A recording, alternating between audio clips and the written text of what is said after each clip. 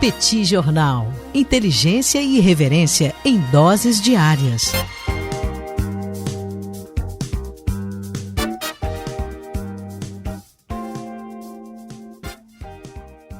Olá, gente. Bem-vindos, bem-vindas ao Petit Jornal. Esse é o Petit Invest número 128. Estamos gravando numa live no YouTube do Petit Jornal. São exatamente 9 horas e 26 minutos da sexta-feira, 28 de agosto de 2026. Cá está a dupla de costume, a dupla que você conhece de cor. Tanguy, o Bagdadi animado, contente, preparado, revigorado, resiliente, retumbante, descansado, tarifado, muito tarifado. Na prateleira dos mais tarifados está o professor Bagdadi. E diante disso, ele se entregou ao vício do brigadeiro de colher na madrugada e tem aí recebido o apoio, o suporte de toda a comunidade de amigos e amigas do Petit Jornal. Mas não há de ser nada, ele vai se recuperar e nós estamos ao lado dele, oferecendo esse apoio que é de fundamental importância. E temos também Daniel Souza, aquele que vos fala. Ao longo dos próximos minutos, vamos falar sobre o ambiente de negócios, a dinâmica de investimentos internacional. Esse é o Petit Invest, espaço de toda sexta-feira no Petit Jornal para esse tipo de reflexão. Como vai, professor Bagdadi? Tudo bem? Vamos a isso? Tudo bem, Daniel Souza com S. Vamos lá para esse Petit Invest 127, o nosso tradicionalíssimo episódio de sexta-feira. Para encerrar a semana, um prazer estar aqui mais uma vez. Deixo aqui o agradecimento a todo mundo que nos acompanha. Você que está na academia, você que está no transporte público, você que está lavando a louça, você que está tomando café da manhã, almoçando. Seja muito bem-vindo. Vamos lá, Daniel, para a gente falar sobre mais temas econômicos, temas financeiros. E o tema que a gente precisa abordar hoje é a Coreia do Sul. A Coreia do Sul, Daniel, ela vivenciou ao longo dos últimos tempos um período de muita bonança no mercado de ações, principalmente puxado pela inteligência artificial. A gente sabe, Daniel, que a Coreia do Sul é um país importante porque tem duas gigantes da produção de chips, não produza o chip, mas tem etapas da produção de semicondutores que são feitos na Coreia do Sul, que são a Samsung e a SK Hynix. E essas duas empresas acabaram puxando muito para cima o mercado de ações e aconteceu aquele movimento que a gente já viu em alguns outros lugares, né, Daniel? As pessoas começaram a se endividar para colocar dinheiro no mercado de ações e aqui a gente está falando sobre as pessoas que são chamadas de as formigas. Donas de casa, estudantes, aposentados, pessoas sem renda fixa e tal, começaram a se endividar para colocar dinheiro no mercado de ações. Isso levou, portanto, a uma disparada no índice da Bolsa de Valores da Coreia do Sul, que é o KOSPI. O problema, Daniel, é que deu errado.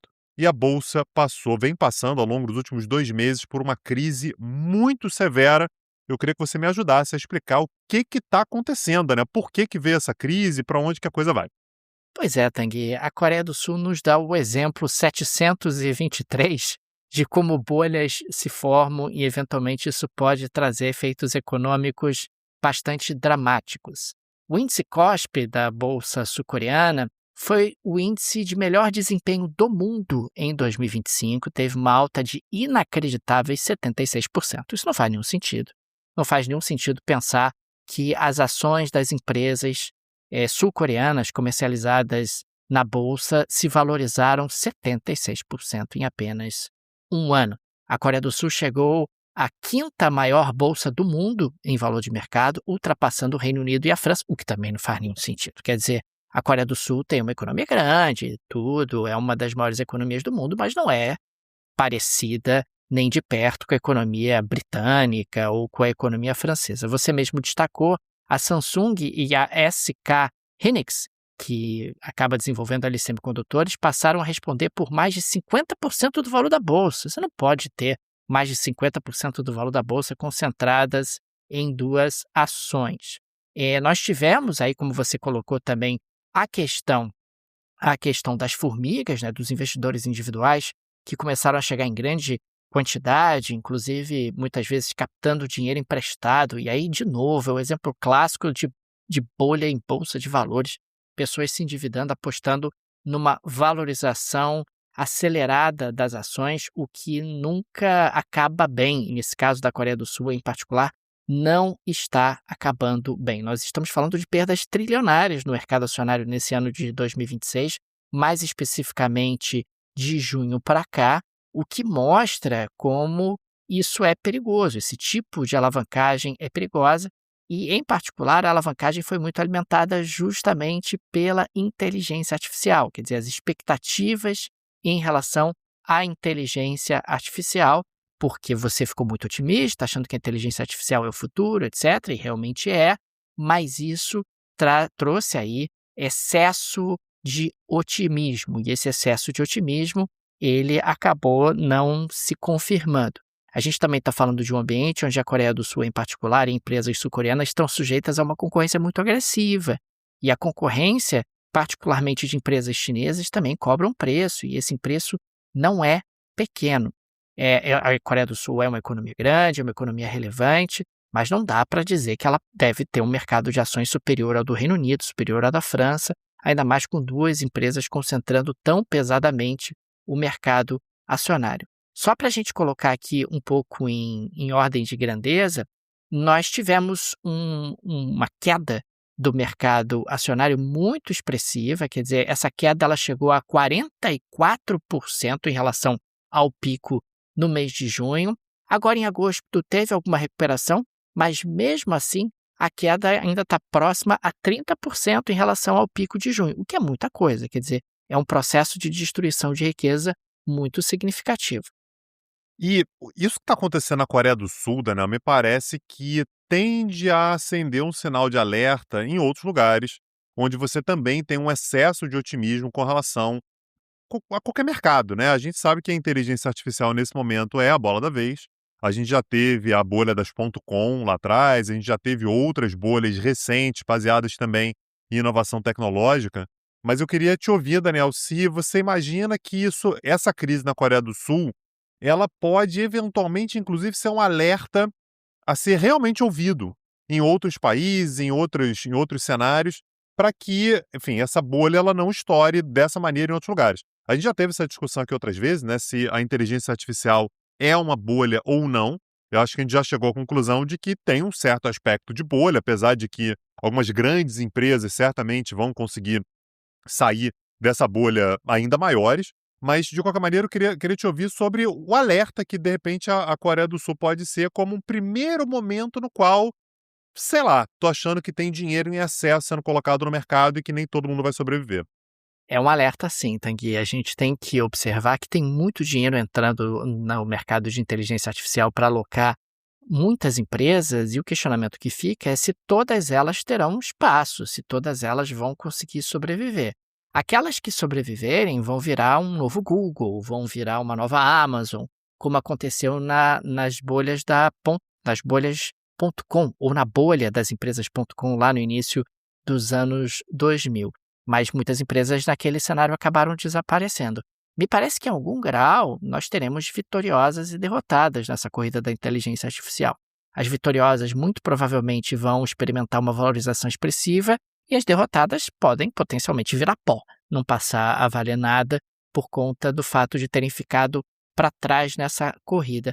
Agora, nessa semana, a NVIDIA superou as expectativas de receita e lucro, o que deu aí mais combustível, digamos assim, à atratividade no que diz respeito a investimentos nesse segmento de alta complexidade tecnológica. E isso acabou puxando o mercado americano, o mercado dos Estados Unidos. A gente está num ambiente novo, a gente está num processo de revolução tecnológica, daquelas revoluções de grandes proporções. A inteligência artificial me parece que ela vai ser avaliada no futuro, em perspectiva histórica, como a revolução da eletricidade, a revolução do computador, da informática, tá mais ou menos na mesma prateleira. É bem verdade que a inteligência artificial, como traz ainda mais complexidade do ponto de vista sobre os impactos produtivos, ela acaba sendo algo que pode trazer impactos ainda mais exponenciais, ainda mais relevantes. Mas por que eu comparei com o computador e com a eletricidade? Porque são aquelas inovações que impactam todos os setores.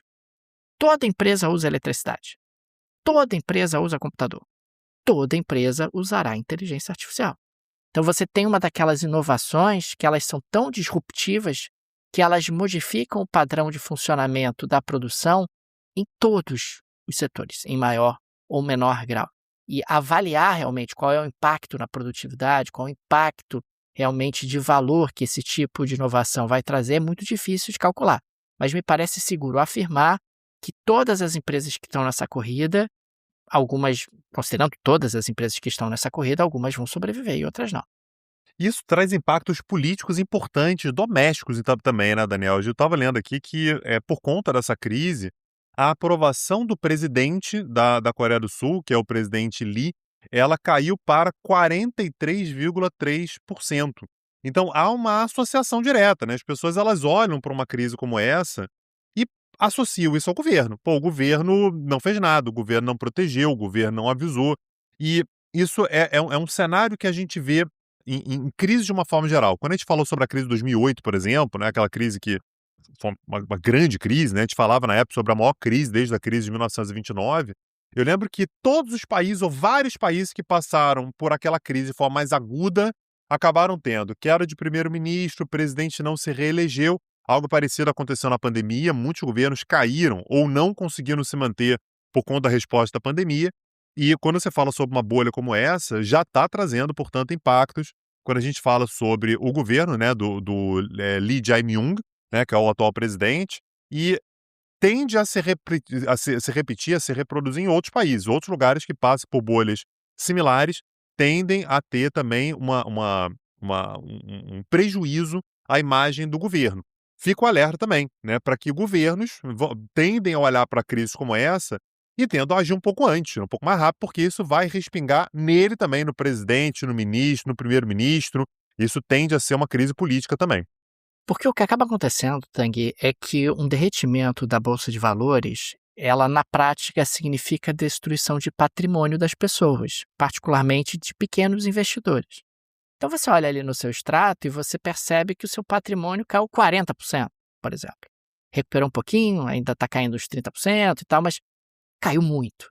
E isso acaba sendo algo que naturalmente te leva a pensar, nossa, então a economia vai mal, então o governo é ruim.